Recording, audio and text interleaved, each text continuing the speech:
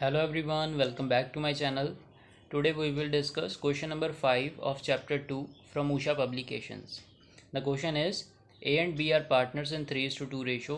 However, for other matters they do not have any agreement. The following conflicts arose between them. A और B दो partners हैं, 3:2 की उनकी profit sharing ratio है, लेकिन बाकी किसी मैटर के ऊपर उनके पास कोई भी एग्रीमेंट नहीं है. तो कुछ हमें केसेस दे रखे हैं, हमें इनका ट्रीटमेंट बताना है.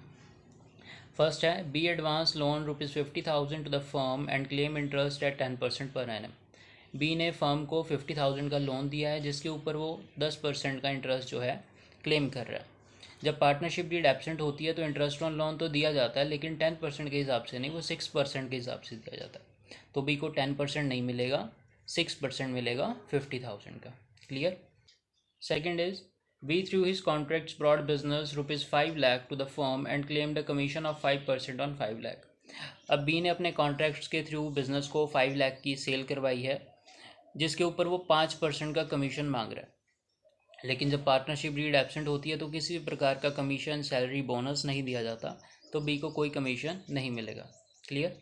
Number 3, A has let out his building to the firm and asked for a rent of 2,000 per month which is reasonable. इस रीजनेबल वर्ड को बेटा अंडरलाइन कर लेना.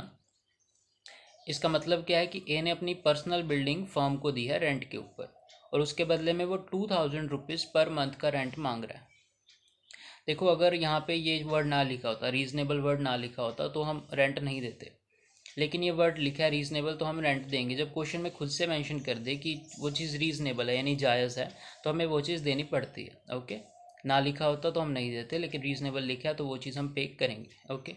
Last is profit of the firm were ₹30,000. A and B claim this profit in 3:2 ratio. Firm को profit हुआ 30,000 का, ए और B से 3:2 की रेशो में बांटना चाहते हैं, लेकिन जब पार्टनरशिप डीड एब्सेंट होती है तो बेटा प्रॉफिट हो चाहे लॉस हो वो इक्वली डिवाइड होता है, 3:2 की रेशो में डिवाइड नहीं होता. तो प्रॉफिट को इक्वली डिस्ट्रीब्यूट करेंगे तो दो पार्टनर्स हैं तो 15-15 हज़ार दोनों को मिल जाएगा. ठीक है. आपका क्वेश्चन कंप्लीट होता है. किसी भी प्रकार का डाउट है कमेंट सेक्शन में पूछ सकते हैं. Thanks for watching.